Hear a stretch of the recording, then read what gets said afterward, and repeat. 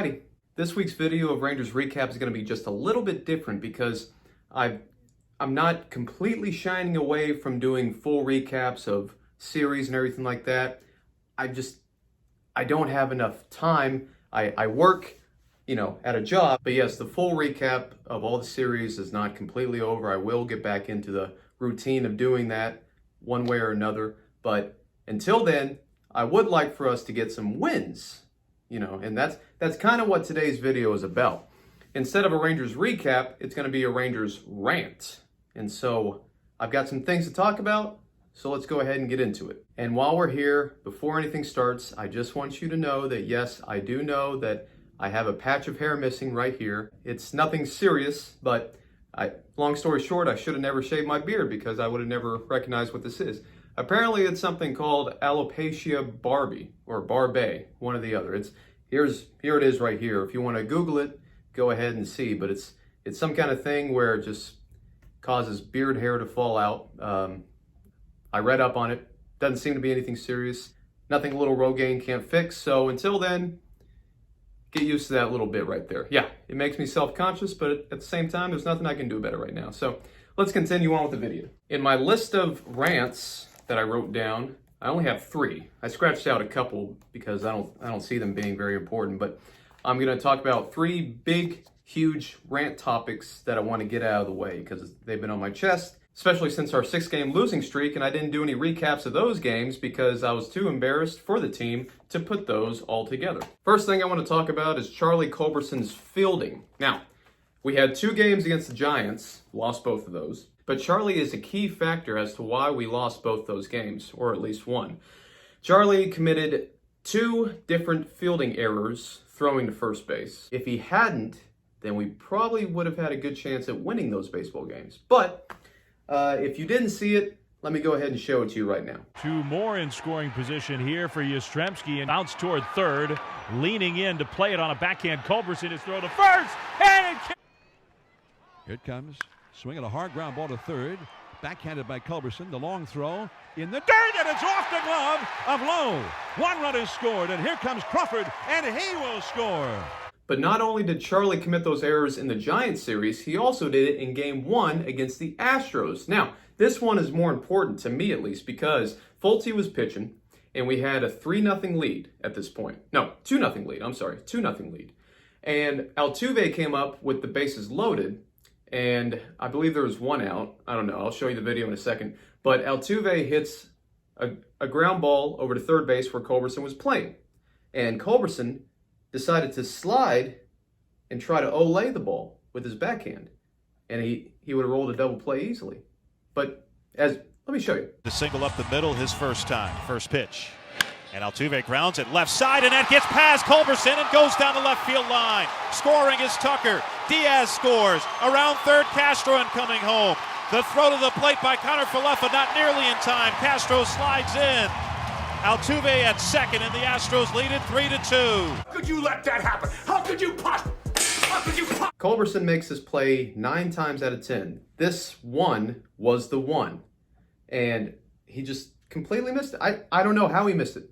It wasn't hard by any means. It didn't take a bad hop or anything like that. His glove was right on the ball, so I don't know what happened. But 3 runs scored on that play, and yeah, we ended up losing that game. And if it weren't for that, I honestly think that we would have shut out the Astros that game, but that's just me. Another thing I want to talk about is Joey Gallo, his disappointing numbers during the season. But what I really have a problem with Joey about is his strikeout rate this year. Now, let me go ahead and get into it.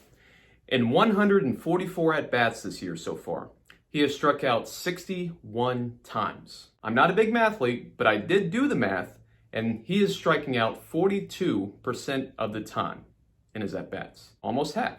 Now I ask you, does that remind you of anybody? swung on and missed. Swing and a miss.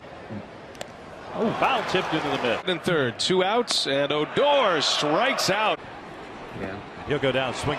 The only difference is that Joey actually can play on the defensive side as well. So I'm gonna cut him some slack here, but we need you, Joey. We need you to go ahead and just get out of your funk that you've been in for the past 4 or 5 years. Get out of it. We need you. And the last thing that I want to rant about real fast is what I've discussed 5 or 6 times since the season started in these Rangers recap videos.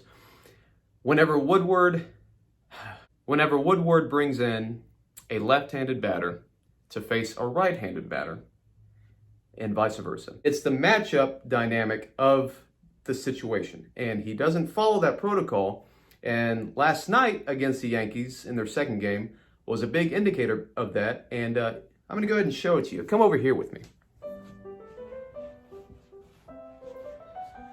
So as you can see, above my head, the score is currently tied 3-3.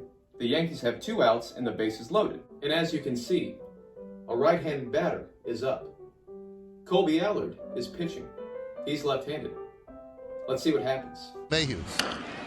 Line drive, it's a base hit, inside the line, kicks off the sidewall. This needs to stop, because we don't want this happening.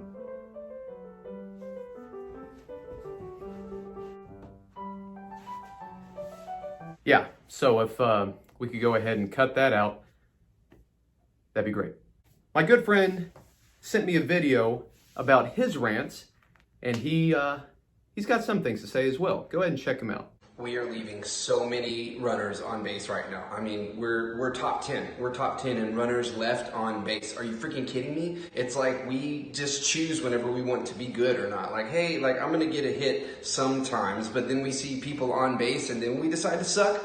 Like, what's that about? Like, no, you be good in that moment. Whenever somebody else goes in front of you and does a good job and gets on base, then you follow their example and you get on base as well and get a freaking RBI. Are you freaking kidding me? Like, get people over around the bases to home. Just do it. Like, just do it. It's not that hard. Just do it. Just do it. Just get people on base. Can you do that? Just stop not doing anything when other people are on base. Cool? Cool. Okay, thanks, Rangers. That's a smart man right there. And now it's time for the opinion that matters the most. My wife, Alexis. Now, go ahead and give me your take on what the Rangers need to do better. They probably need to score more points than the other team. All the time. Run more scores. There you go. My wife, Alexis. Thank you. Very nice. That is my Rangers rant for this week. Hopefully I don't need to make many more of these videos. Hopefully I can start doing a Rangers rave, you know, when they start doing good things again, if they ever get above 500, because this year they haven't gotten above 500 at all. But as always, go Rangers.